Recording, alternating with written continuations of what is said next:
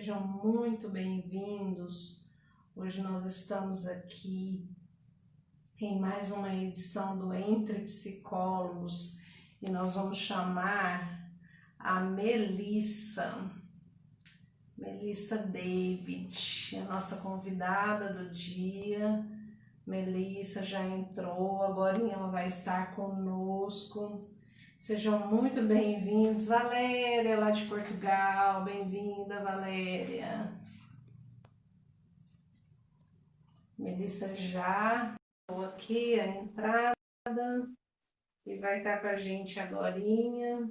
Enquanto isso, eu vou falando para vocês. Oi, Melissa. Oi, querida, tudo bem? Que bom. Que bom que deu certo, né? A gente vai treinando, né? Vai ficando bom, né? Então, gente, vamos começando.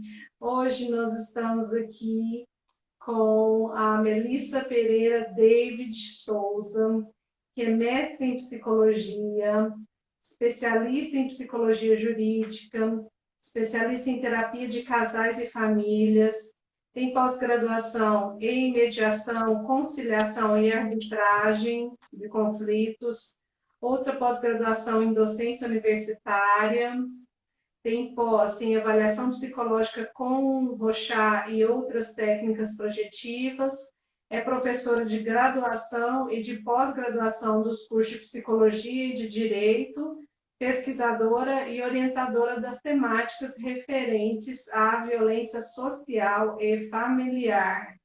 Estamos com uma pessoa gabaritadíssima hoje, nesse quadro que se chama Entre Psicólogos, com o tema Exercício profissional do psicólogo jurídico, campo e desafios para atuação.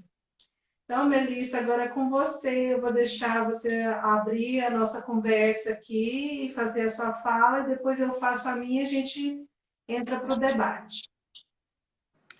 Tá, queria te agradecer a oportunidade, que já tem um ditadozinho que eu gosto muito, já dizia minha bisavó, que é perto dos bons que a gente fica melhor.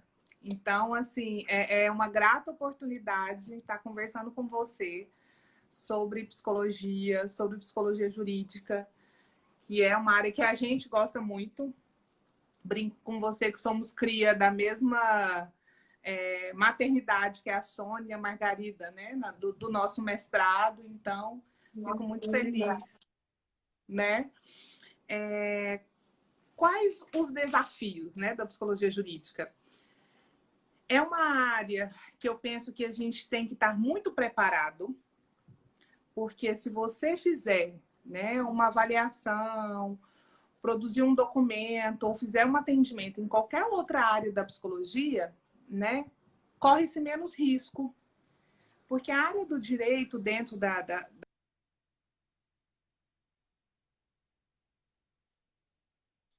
vem de uma cultura, né, do ganha ou ganha. Então, o psicólogo nesse ambiente que a gente entra para conciliar, para humanizar, para reduzir danos, então não é um ambiente fácil.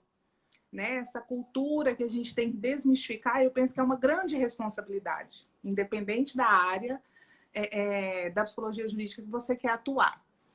Enquanto, não só no curso de graduação, mas de pós-graduação, eu penso que está atento às resoluções, o conselho trabalha tanto, você está aí, você sabe, produzindo documentos, resoluções, notas técnicas.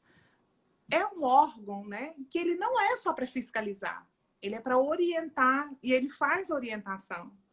Por que alguns de nós ficamos perdidos? Em qual momento que a gente perdeu? Se perdeu desde... Opa! Qual momento? Aqui está um ventinho tão bom que eu já deixei ele aqui em cima. Vou fazer o celular. Então, em qual momento, né, que a gente se perdeu, que a gente não consegue se orientar? Então, enquanto psicóloga na área, eu divido sempre em 4 sub-áreas da psicologia jurídica. Então, temos a área civil, que eu divido entre direito de família, infância e juventude, a área penal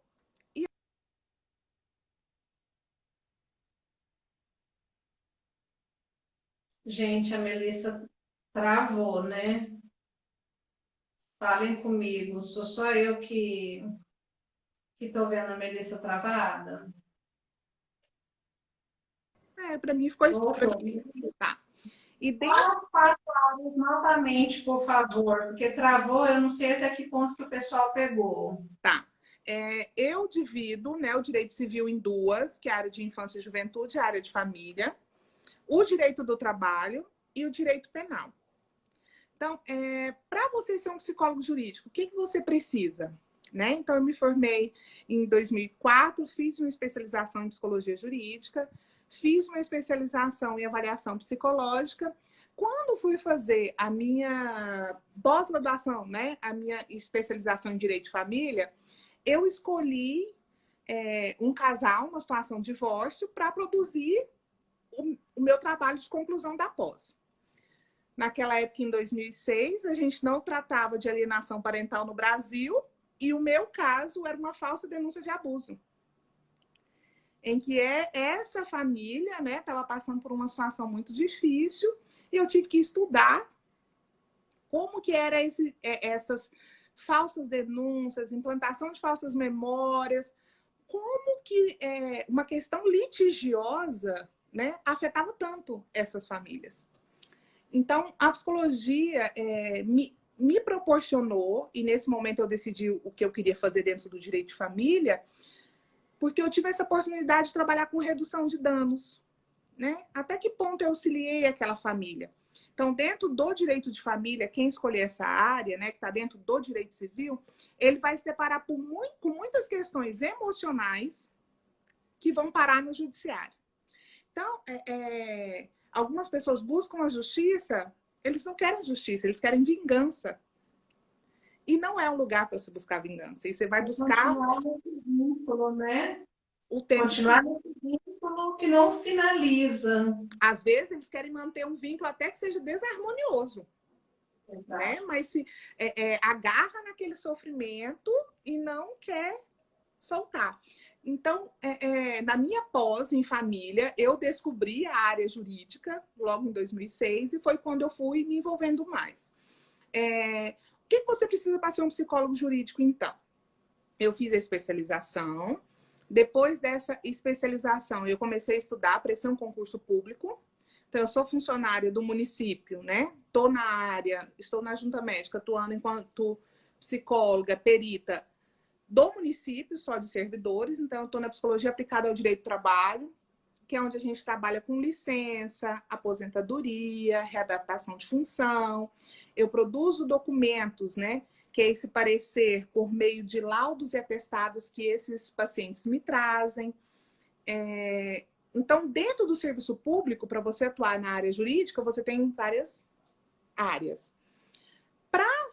Você não entrou em um concurso e não tem um contrato, como que você vai ser um psicólogo jurídico? Então, você pode atuar do seu consultório, mas a sua atuação será mais nas áreas de família, que é quando a gente é solicitado para ser tanto perito, indicado pelo juiz, ou assistente técnico, que é chamado pelas partes.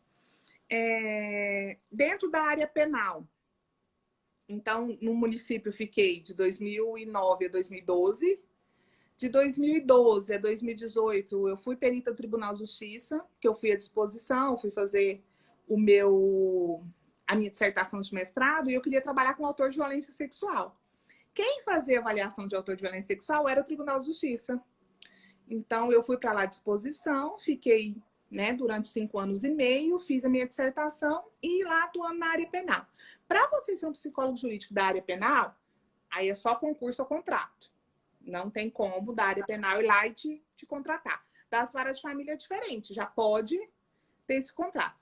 Na Justiça do Trabalho também, relacionado ao direito do trabalho, pode ser chamado, mas mais no sentido de que a pessoa passou em um concurso público, precisa do seu documento, do seu atestado ou do seu laudo para validar essa posse, ou essa pessoa tem alguma queixa de assédio moral, dano moral, assédio psicológico ou dano psicológico, e pode contratar esse psicólogo que está lá no consultório.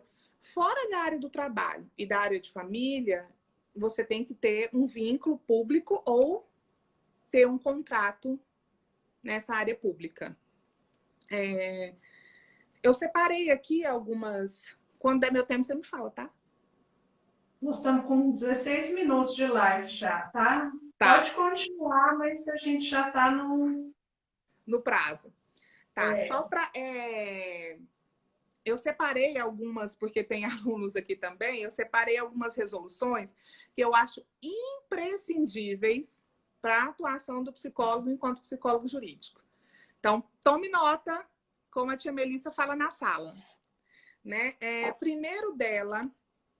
Bota no caderninho. Anota no caderninho, eu brinco com eles, coloca lá do lado da sua cama, do lado da Bíblia, do lado do livrinho do Kama Sutra, você coloca o nosso código de ética. Né? Então, o nosso código de ética é de 71, mas ainda está valendo, lindo, instrui muito sobre atuação. Então, primeiro, código de ética.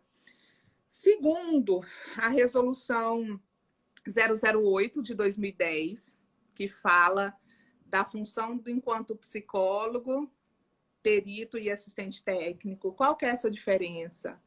Então, leia a resolução 008. A resolução 006 de 2019, que dispõe sobre a produção de documentos escritos pelo psicólogo, né? Quando que você vai produzir um parecer, um laudo, um atestado, uma declaração? Então, saiba a diferença desses documentos, né? Quando é meu aluno, eu falo, não me passa vergonha, pelo amor de Deus. Me ajuda. Tem lá o esqueleto, como se produz o documento. Recorta e cola no seu computador. Segue passo a passo, né? Laudo tem referências. Né? Quais os procedimentos? Todo ano, vai lá na SATEPS, olha os testes que está validado para aquele ano. Acabou de brindar o Réveillon? Corre lá, vai lá e olhar os instrumentos. Porque na área jurídica, se você produz uma avaliação com um documento que não está validado, invalidou todo o seu trabalho. Exatamente. Então, ficar atento. Né? Além de validar isso, ainda tem os processos éticos também, né? No código que de é outro problema. Isso também, né? A resolução 009 de 2018, que estabelece diretrizes para produzir essa avaliação psicológica. E tem até uma cartilha, que ela é de 2013, do Conselho Federal de Psicologia. São 34 questões, eu uso ela muito nas minhas aulas, que fala de avaliação em todas as áreas jurídicas, como que você faz, o passo a passo, que documento que você produz. Então, anote também a resolução 009 de 2018 e essa cartilha da SATEPS de 2013, que trata dos tipos de avaliação. Além do nosso código de ética, também eu acho imprescindível esse estudo para quem quer ser psicólogo jurídico.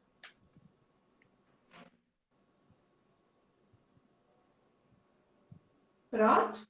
Pronto, posso? Mas tem material aqui para 5 horas.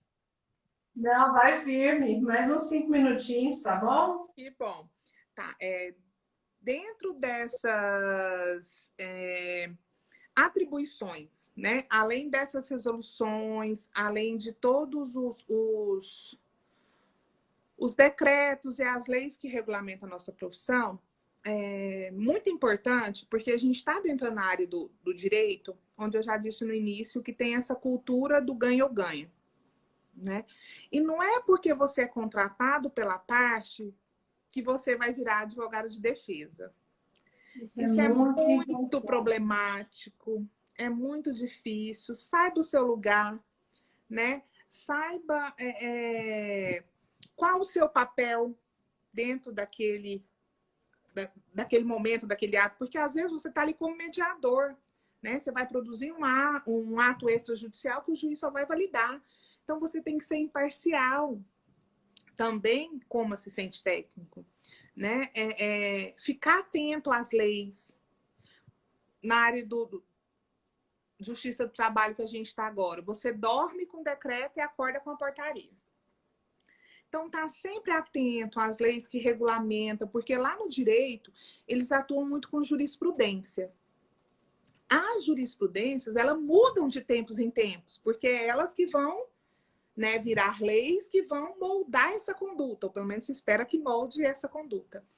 Então, ficar atento, antenado a essas leis, como funciona, tá atento ao conselho, né? Temos a Comissão de Psicologia Jurídica, que está sendo para mim muito importante no sentido de estar mais atenta, né? Agora mesmo chegou, desde o começo do ano, né? Chegou para a gente aquelas notas, aquelas diretrizes do Conselho Federal falando sobre alienação, como atuar. A gente vai produzir o seminário, né? Agora no mês de junho.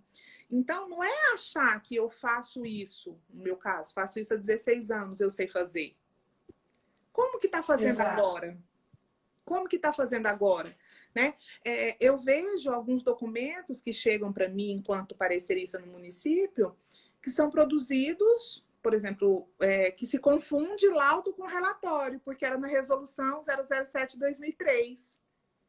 A nossa resolução, né, de 2019 separou relatório, é uma coisa, inclusive tem relatório multiprofissional que eu achei excelente, do laudo, né? E algumas pessoas que fazem há muito tempo têm algumas dificuldades de estar interagindo. Então, fazer parte da comissão é importante, né? Pois facilita para a gente o acesso a essas informações. Você está também em contato com a psicologia. É muito importante. Não se atrelar, às vezes, a algum advogado ou alguma forma de fazer psicologia jurídica, pois não existe uma forma exclusiva correta, mas existem várias formas que vai te ajudar e vai ajudar seu cliente também. Isso. Exatamente. Essa questão do código de ética, e eu até li hoje, né, que uma aluna que eu estou orientando de TCC, ela me trouxe um texto do professor Sidney Shine, né, que é psicólogo jurídico de São Paulo, do Tribunal de Justiça de lá. É um texto de 2010, que fala da atuação do psicólogo no poder judiciário e as interfaces com o direito. É outra orientação também que eu faço. Dá uma passadinha lá nos textos do Sidney Shine, da professora Sônia Rovinski, que são pioneiros em psicologia jurídica e têm dado certo, né?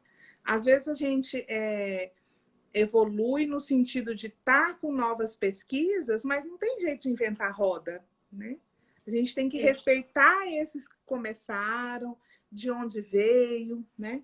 O artigo, se não me engano, 465 do novo Código Civil institui a nossa função enquanto perito, mas isso já acontece muito antes de 2015, né? Exato. Então, tá atento a isso. Como que as pessoas faziam, né? Então, tem o Código Civil agora, isso me orienta. Tem decreto, tem resolução, tem nota técnica. Então, tá sempre atento. São as dicas que eu dou para quem for atuar nessa área, que é um desafio. Oh, e como?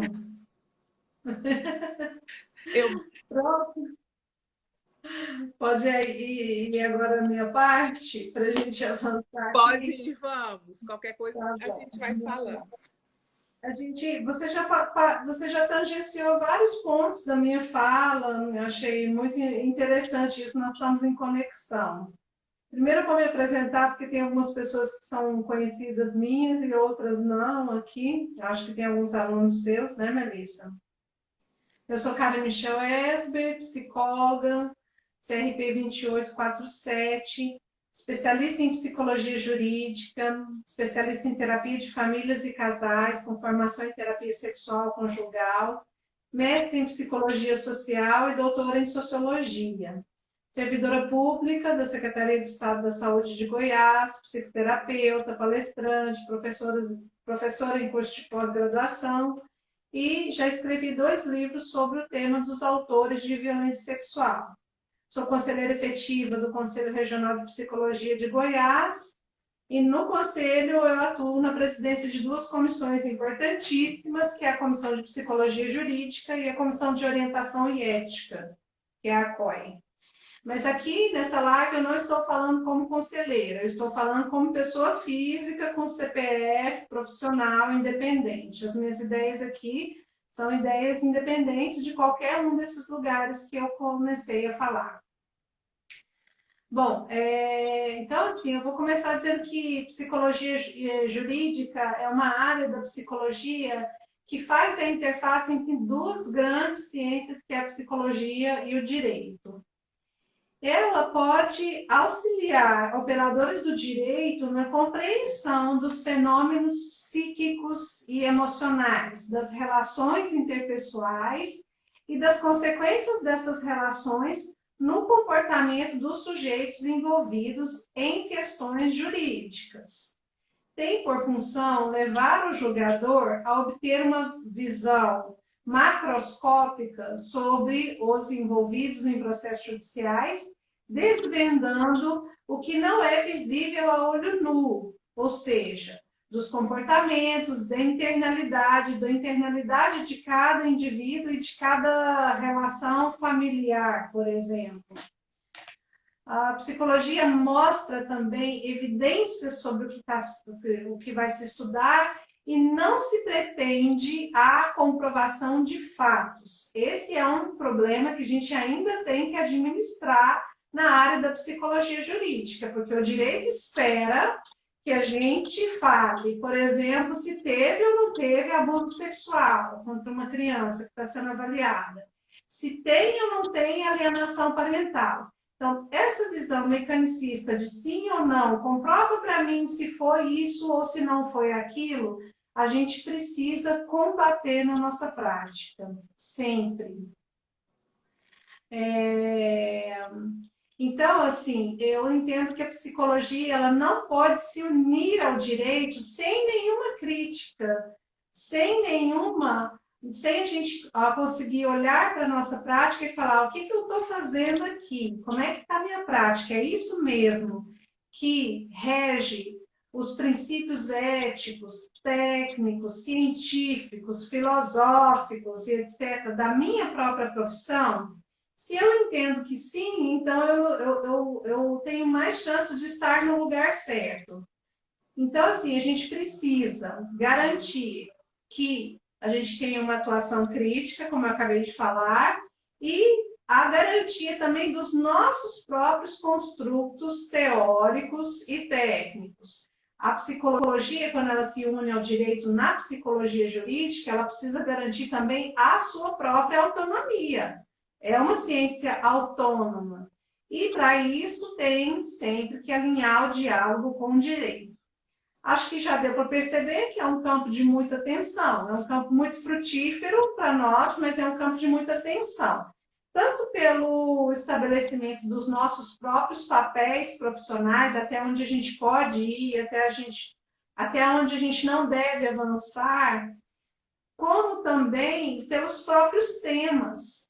Quem são os nossos usuários? Os nossos usuários diretos são as pessoas que judicializaram os conflitos familiares. Essas pessoas não conseguiram resolver as suas próprias vidas sem a presença do judiciário. Então, ela vai até o judiciário em sofrimento para resolver uma demanda que ela não conseguiu na base do diálogo e da negociação e da conversa. Então, ela precisa desse terceiro para resolver.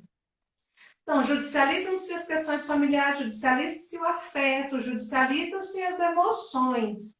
Quando a gente trabalha em processos nas varas de família, a gente percebe quantas emoções ali comparecem, né? Quantas coisas que comparecem nesses processos, quanta raiva, quanta mágoa desse antigo relacionamento que se desfez, quanto terror, quanta acusação e etc.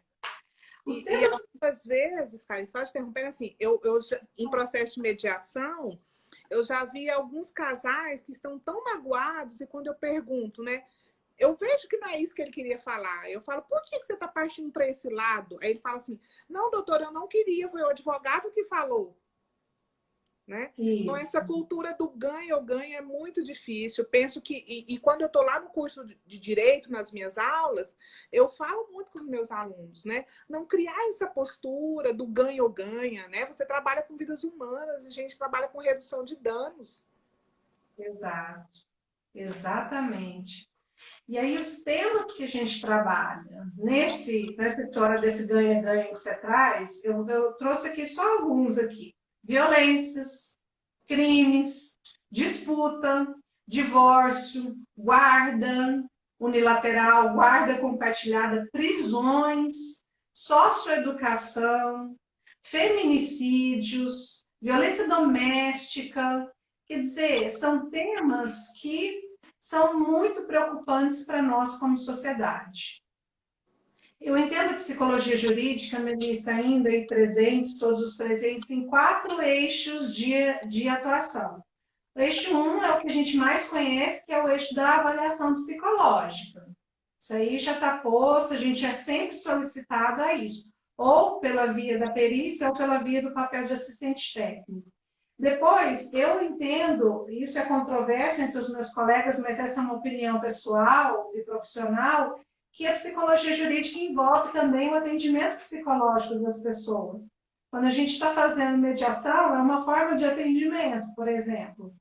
A Daniela acabou de entrar, eu ouvi a Daniela aqui. A Daniela é uma psicóloga que trabalha no Tribunal de Justiça de Goiás, e entrou bem na hora que eu ia falar do programa que existe lá, que é o programa de prevenção à violência doméstica, que se chama Paz em Casa, né? Olha que lindo, psicólogo jurídico fazendo prevenção de violência doméstica. Então, assim, atendimento para mim é prevenção e pós-venção. Outro grande eixo é o eixo da pesquisa psicológica. A gente precisa fortalecer, sim, a pesquisa nesse campo de atuação para qualificar a atuação. E o 4º eixo é a qualificação dos profissionais, tanto dos profissionais da psicologia como também do direito. E muitas vezes os profissionais de direito fazem algumas exigências para nós por falta de conhecimento de até onde que a gente pode ir, até onde que a gente não pode ir. Então, assim, fazer esse acerto com os profissionais do direito, ensiná-los também sobre a nossa atuação, eu entendo que é um dos nossos papéis. E aí, assim, a Melissa já falou, tem perito, tem assistente técnico, o perito é de confiança do juiz, o assistente técnico é de confiança das partes. Ele não pode ser psicoterapeuta, porque isso configura um duplo lugar, isso já está estabelecido nas nossas resoluções, e não pode ser comprado para fazer um parecer que vá favorecer o seu cliente, porque isso seria muito antiético, né? Aí a gente tem vários desafios. O nome da live é Exercício Profissional do Psicólogo Jurídico, Campo e Desafios para a Atuação. Eu vejo que os desafios são assim, que a psicologia jurídica é uma área relativamente nova. Apesar de a gente ter já pessoas fazendo isso há muito tempo, ela ainda precisa ser amadurecida em vários aspectos. Nós já ganhamos muito espaço no judiciário, mas agora nós precisamos cada vez mais qualificar o exercício profissional para ganhar mais espaço ainda. E para isso é importante, por exemplo, evitar documentos ou falas que afirmam certezas. Nós não temos certezas de nada. Nós temos uma análise de uma situação que a gente está olhando para ela a partir de nossas lentes, das teorias que a gente já tem na cabeça, mas certezas nós não temos. Então, a gente tem que tomar muito cuidado com isso. Outro ponto que eu acho que é um desafio é começar a produzir uma ação e produzir laudos e documentos que não aprisionem os sujeitos e que os libertem muito mais do que os aprisionem, né? Então, quando você traz aqui dessa sua atuação rumo à saúde mental dos indivíduos, isso é o que eu concordo com isso também. A gente precisa entender que nas nossas mãos a gente tem uma família, a gente tem um sujeito, a gente tem uma pessoa que talvez pode ir presa, ou talvez pode sair ou não sair da prisão, uma filha que pode conviver menos ou mais com o pai, em função de coisas que a gente coloca nos laudos em psicologia jurídica. Então, a gente precisa tomar muito cuidado com essa tendência nossa de psicólogos em diagnosticar sempre. A gente tem muitos laudos que chegam nas nossas mãos com diagnósticos prontos, com 1, 2, 3 encontros. E eu fico me perguntando como pode isso, como que pode aquele psicólogo ter chegado a essa conclusão diagnóstica em 2, 3 sessões com o indivíduo. Como é que você estabelece um diagnóstico sem descortinar a alma de uma pessoa? Eu já vi laudos com um encontro sem aplicar nenhum instrumento, nenhuma técnica, só observação clínica. Eu falo, cara, como que consegue? Tem que ser muito, muito top para conseguir uma coisa dessa.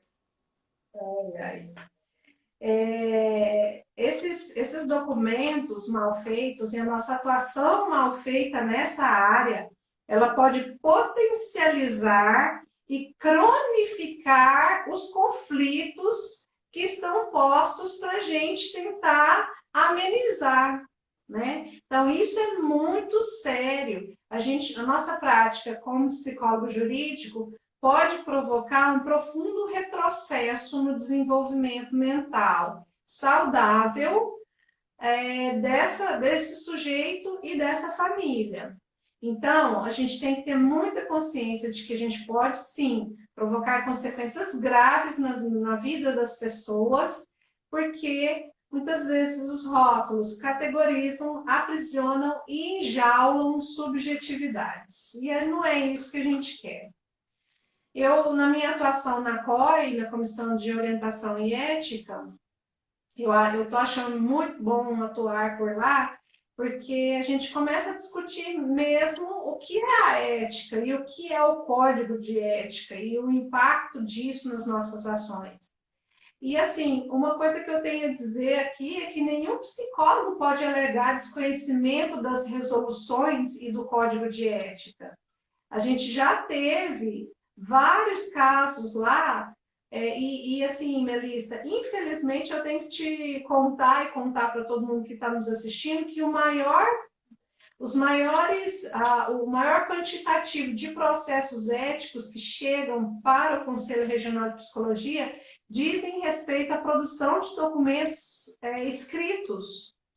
As pessoas não sabem produzir documentos, seja porque não obedecem às legislações, seja porque fazem afirmativas irresponsáveis em relação aos que estão sendo avaliados. Os motivos são inúmeros. Então, a gente precisa parar com essa história de achar que a gente vai colocar qualquer coisa num documento e que isso não vai produzir nenhuma consequência. Isso pode produzir consequências, inclusive criminais, para a gente. Em outras áreas também, né? A nossa responsabilidade enquanto psicólogo jurídico. Produz um documento mais ou menos para a área escolar. O psicopedagogo que for receber seu documento, ele vai ler, vai entender o que você quis dizer e releva.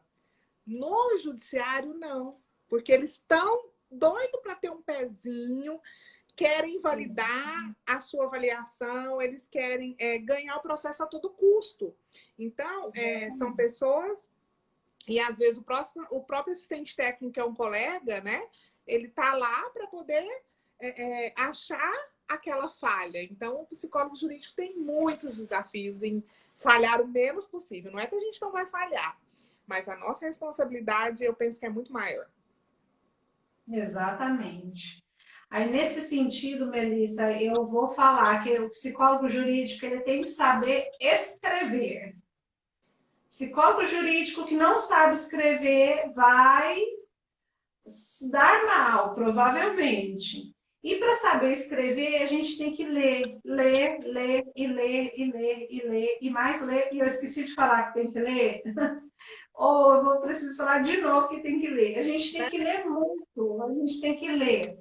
os aspectos técnicos e teóricos daquilo que a gente está avaliando.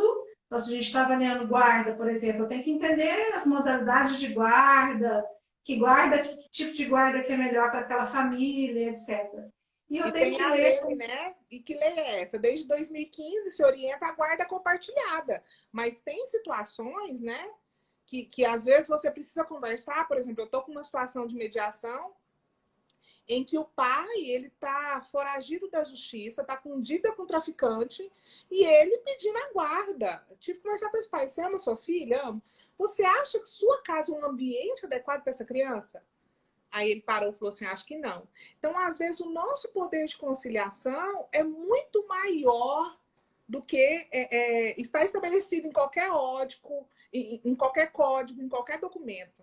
Essa consciência social enquanto psicólogo nesse ambiente, eu acho que é extremamente importante.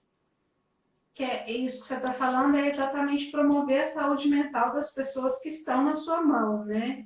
E não simplesmente fazer um parecer para o juiz e dar essa ferramenta para o juiz. Eu acho que o nosso papel é muito maior. Eu vou exemplificar com um documento do Conselho Federal de Psicologia sobre as demandas do judiciário para profissionais dos CREAS, dos CRAS e da saúde. Esse documento é de 2016 e ele fala assim que quando o judiciário faz essa solicitação para esses profissionais que não estão treinados para fazer esse tipo de avaliação, existe prejuízo para o usuário, existe prejuízo para a rotina interna daquela instituição. Então, se ele pede para um profissional de saúde, ele está tirando o profissional de saúde do atendimento em saúde mental, por exemplo, para poder fazer uma perícia. Isso está errado. Existe prejuízo entre os serviços, porque daí você também você resolve o problema do judiciário dentro de uma outra instituição, que é a instituição saúde ou a instituição assistência social, e você não leva o judiciário a realmente fazer um concurso e contratar uma equipe técnica que vai atender as demandas do judiciário. Você coloca o profissional em desvio de função, você corre o risco, o profissional corre o risco de fazer violação de ética, porque tem duplicidade de vínculos, distorções do exercício profissional. E aí, Melissa, trazer um dado aqui, que 51% das demandas que chegam a esses serviços, assistência social e saúde, são demandas do judiciário. É o judiciário que pede, né? E aí eles pedem, com consequências para os profissionais, sendo essas consequências, em 32% dos casos, responder criminalmente por desobediência. 32% dos casos. Depois, 30% o juiz ameaça entrar com processo administrativo disciplinar. Em 25% dos casos, multa. Em 9% dos casos, prisão. Já tem um processo desse. Em 7%, intimidação verbal. E aí o relatório vai concluir assim, que os profissionais devem ser resguardados de quaisquer situações constrangedoras. Você fez um comentário e eu continuei meu raciocínio. Você já atuou num processo desse? Se não respondesse com tantos dias, né, seria preso ou seria induzido ao tribunal de júri de maneira coercitiva. Coercitiva? À força. Coercitiva, sim. Eles fazem isso, e é impressionante. E aí, se isso acontecer, os psicólogos que estão aqui, esses psicólogos, eles podem buscar o Conselho Regional de Psicologia para ver como é que eles respondem a isso. A gente vai ajudar nesse processo. Enfim, nós temos muita coisa para avançar na psicologia jurídica. Nós temos o campo da violência sexual, por exemplo, que é um campo cheio de questões. A questão da alienação parental, que está aí, dia 26 e 27, nós temos um seminário pelo Conselho Regional de Psicologia. Eu convido todos a participarem. Precisamos avançar na construção de documentos técnicos de qualidade, linguagem acessível aos juízes e análise dos casos sempre pautada na ciência da psicologia. Eu já estou quase finalizando, eu vou trazer uma autora que se chama Cíntia Ciaralo, de 2011. Ela fala assim, que a gente precisa, como psicólogo jurídico, pensar sobre o conhecimento a serviço de um projeto de sociedade. E aí, localizar o nosso lugar político e pensar a que eu estou servindo com o meu conhecimento. Eu sou psicóloga jurídica, mas eu sou psicóloga social também, eu entendo o ser humano também, né?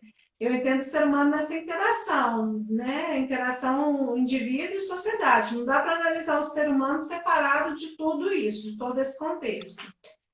Por fim, eu gostaria de dizer que no caderno de deliberações do 10º Congresso Nacional da Psicologia, que é em 2019, que é um congresso aberto para todos os psicólogos do Brasil que se interessarem em apresentar propostas, nós temos 25 propostas que eu entendi que são relacionadas à psicologia jurídica.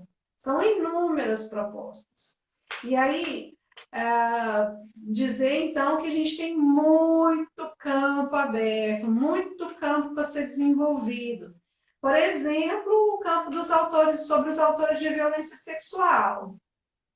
A gente precisa ainda discutir a avaliação psicológica desse pessoal, desse público, e o atendimento psicológico também, como uma política pública de atenção. E isso foi pactuado no 2º Congresso Brasileiro de Enfrentamento da Violência Sexual, que foi em 2018. Que isso entraria como um eixo de ação para o enfrentamento da violência sexual. Por fim, vou voltar no Código de Ética Profissional, que é o meu documento preferido da psicologia. No seu princípio fundamental segundo, ele fala de promover saúde e eliminar formas de negligência, discriminação, exploração, violência, crueldade e opressão. E nos deveres fundamentais, no item B, ele fala que o psicólogo deve, entre aspas, assumir responsabilidades profissionais para as quais esteja capacitado. 1. Pessoal. 2. Teórica. E 3. Tecnicamente. Então, eu vou encerrar minha fala aqui com esse questionamento. Estamos preparados para isso? Né? Que venham os desafios. Quando você fala estar preparado, eu nunca acho que eu estou preparada, né? Porque sempre tem alguma jurisprudência, algum decreto, alguma legislação nova. Teve uma parte que você falou aí sobre os psicólogos no CRES, no CRAS e outros locais. Às vezes, e isso acontece muito, por isso a importância de concurso público, né? Algumas pessoas que vão pelo senso comum desmerecem nós, além de psicólogos, somos servidores públicos. Mas quando você é um servidor público, que você é concursado, que você tem estabilidade, você pode falar, isso eu não vou fazer, que não é minha competência. Vários locais do interior, quem está no CREAS, no CRAS, é contrato. Então, eles não têm essa autonomia de falar, eu não vou fazer isso, porque não é minha função, né? E acaba sendo antiético, não só no sentido de fazer alguma coisa que ele não está preparado, teórico, prático, para isso, mas também em desvirtuando o local que ele está. Qual que é a função de onde que ele está? Né? Uhum. Eu, enquanto psicóloga jurídica, eu tenho que ter absoluta convicção. Qual é a minha função? Eu fiquei no direito penal durante 5 anos. Agora eu estou no direito do trabalho, né?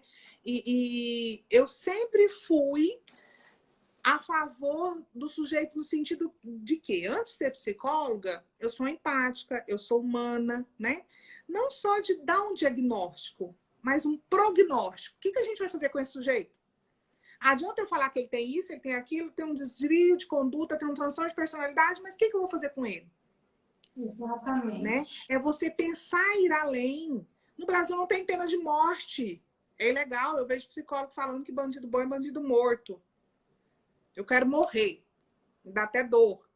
né? Esse psicólogo está pegando o código de ética e rasgando o código de ética, simplesmente, porque Não, o código de ética é claro, né, no combate à violência. ele se diz psicólogo jurídico e está falhando nos dois papéis, porque no Brasil não tem pena de morte, é inconstitucional, né? A não ser em caso de guerra declarada, tá. Mas não estamos em guerra declarada, né? E contra o papel de psicólogo também.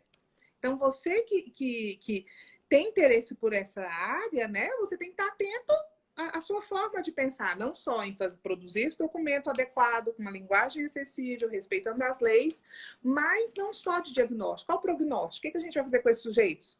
Quando trata de autor de violência sexual, tem que matar, é pedófilo. Gente, menos de 2% dos indivíduos que praticam violência sexual são pedófilos. Até porque, se eles são pedófilos, eu vejo repórter da TV falando assim: tem que prender esse pedófilo safado. Primeiro, se ele sofrer de um transtorno, uma parafilia do tipo pedofilia, nem pode ser preso, né? Porque ele tem uma doença. Segundo, estatisticamente, menos de 2% quem pratica violência sexual é um pedófilo. Então, conhecer dos vários papéis, né? Qual é o meu papel no direito penal? É esse. No direito de família, no direito de trabalho, direito de infância e juventude. Né? Eu já vi psicólogos que se dizem jurídico falar que o fulano era o Zé Droguinha. Né? Antes dos 18 anos, o sujeito não cometeu crime, ato infracional, porque ele é menor. Tem que prender. Psicólogo falar que é a favor da redução da menoridade. Da maioridade penal, é. Né? Ô, Mel, deixa eu voltar só no ponto com você, essa história do pedófilo não poder ser preso.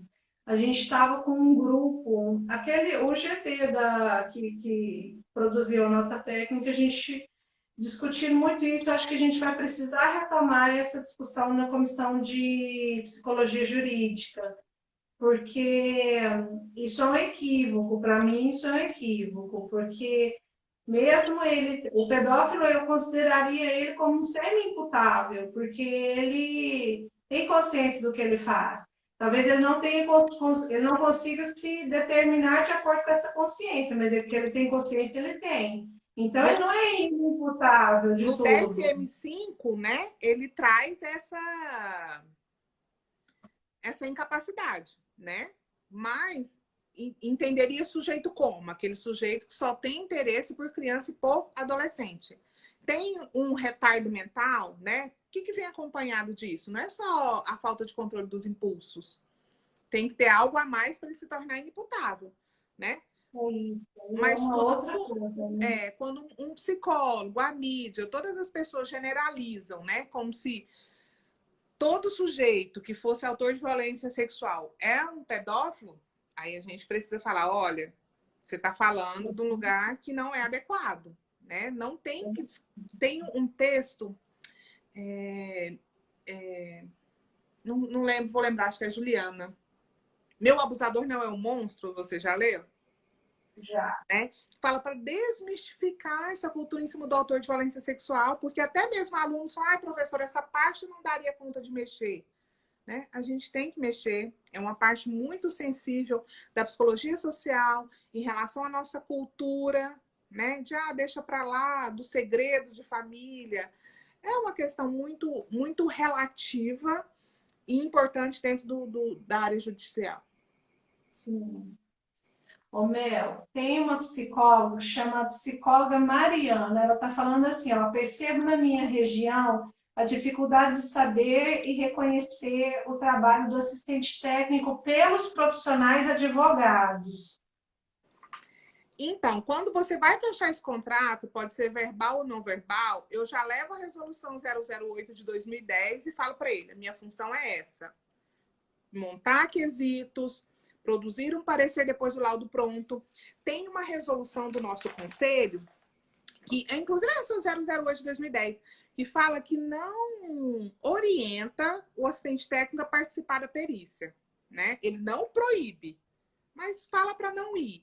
Então, eu já falo para esse advogado, olha, eu posso participar ou não. Né? E esse advogado, eu quero que você vá para você observar como que faz. Então, às vezes, o nosso papel de instrução, né, e enquanto colaborador de justiça, vai além da psicologia mesmo. Porque às vezes esse cliente está tão perdido, você vai explicar para ele quais são os passos. Olha, por exemplo, um caso de família. A sessão vai ser só você com seu filho, vai ser você, às vezes, com a sua ex, vai ser só você sozinho, vai ser só a criança sozinho. Você explica o passo a passo, ele já se tranquiliza. Então, aquela irritabilidade causada pela ansiedade e insegurança, você já diminui. Isso. Então, levar a resolução 008 de 2010, ler com o advogado. Olha, meu papel é esse, tá aqui, aqui é essa. Eu ofereço isso e aquilo, né? Eu posso fazer isso.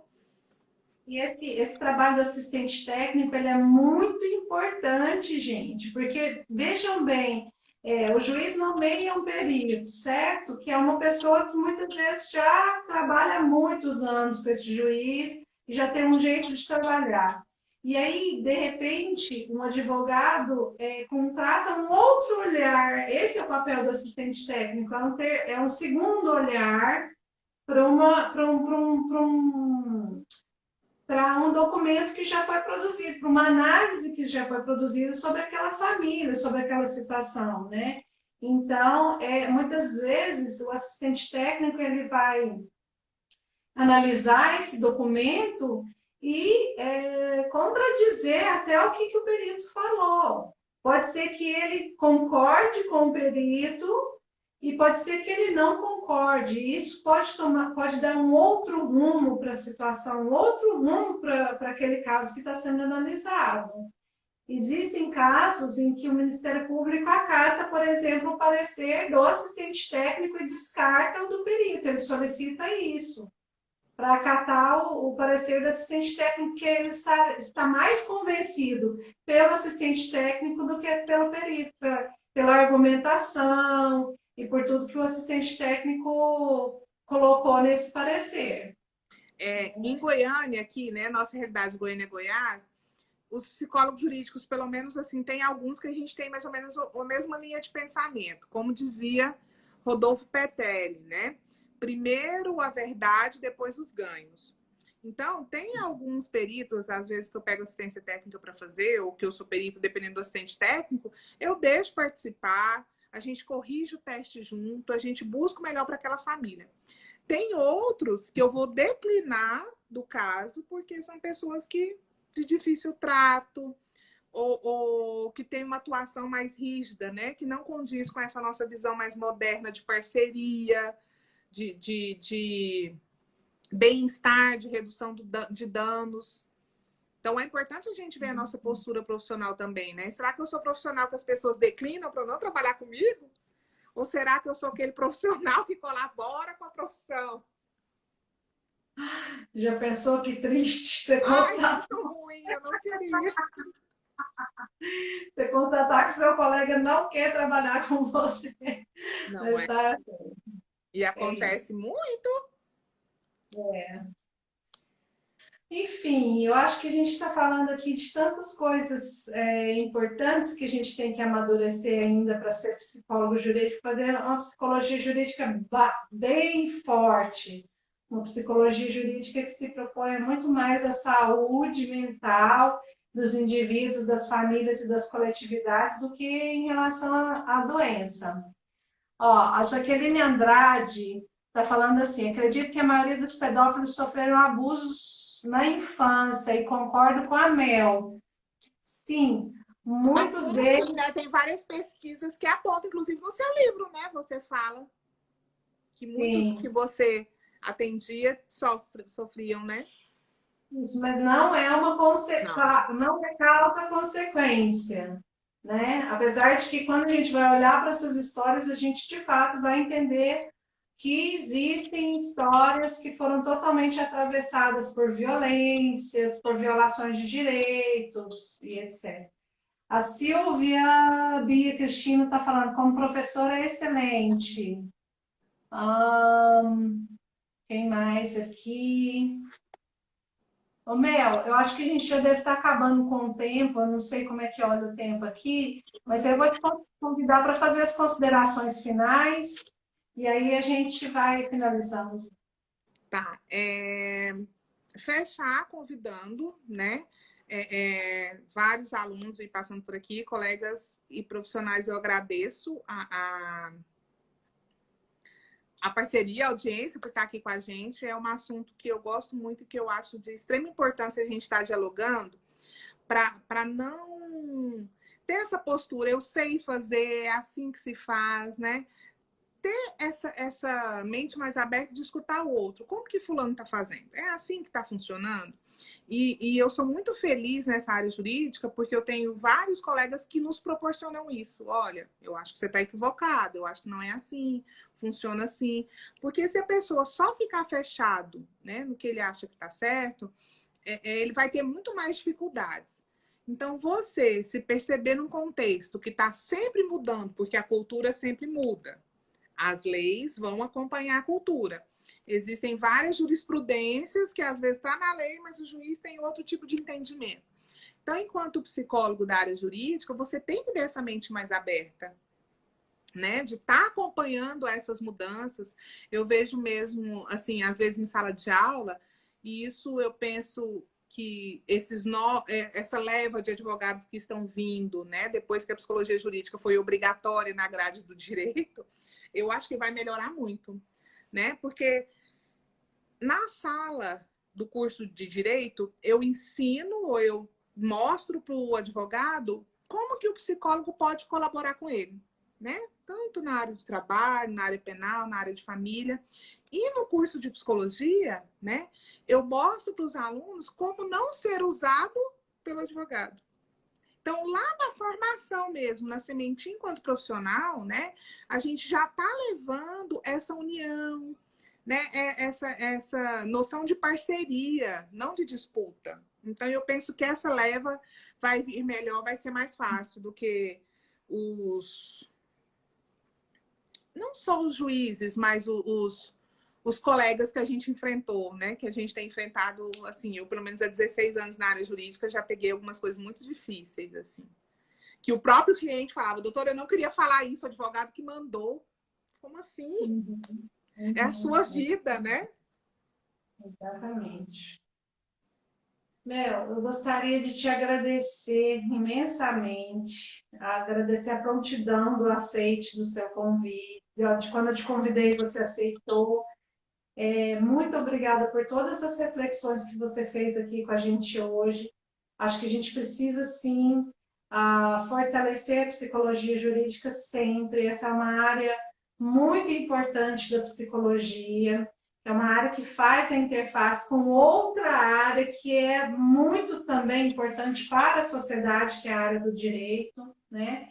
Eu espero que a gente sempre faça esse movimento de buscar se capacitar, de buscar, como você fala, abrir a cabeça, abrir a cabecinha para o que você está vendo. Isso não é só na psicologia jurídica, né? Psicólogo tem que ser cabeça aberta.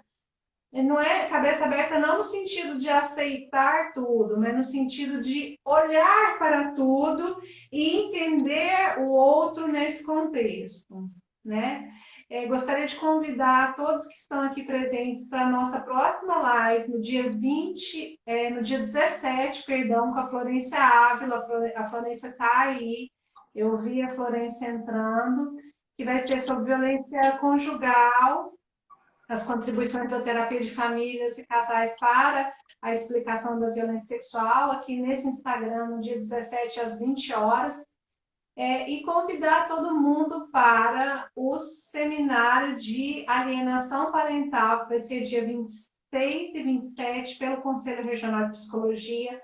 É um tema muito importante da psicologia jurídica, é um tema que precisa de muito amadurecimento teórico, prático e profissional, e a gente precisa estar junto lá para realmente fazer a psicologia jurídica ficar cada vez mais linda e cada vez mais forte, né? É por aí que a gente vai. Eu acho que não tem nenhuma pergunta mais, o pessoal está só tietando a gente mesmo, um monte de coraçãozinho. Não, e quando fala em tiete, né? Quando eu falei para os meus alunos, que eu sempre te admirei muito. Eu falei, hoje fazer uma live com ela é uma honra muito grande, assim, é um prazer mesmo, que você é uma estudiosa que eu admiro. A sua parte firme e muito sensível, né? Porque quem conhece a Karen vê só aquela pessoa que defende as ideias com unhas e dentes, mas alguns não têm a oportunidade de ver o tamanho do seu coração. E eu sou muito grata de ter tido essa oportunidade e de estar convivendo com você todos esses dias no conselho, fora do conselho. Eu sou muito feliz por isso. Obrigada. Bom, eu que agradeço pelas palavras, viu? Muito obrigada. Tem gente que está falando que está morrendo de saudade de assistir a gente Eu também. presencialmente. Gente, doida para passar de aula.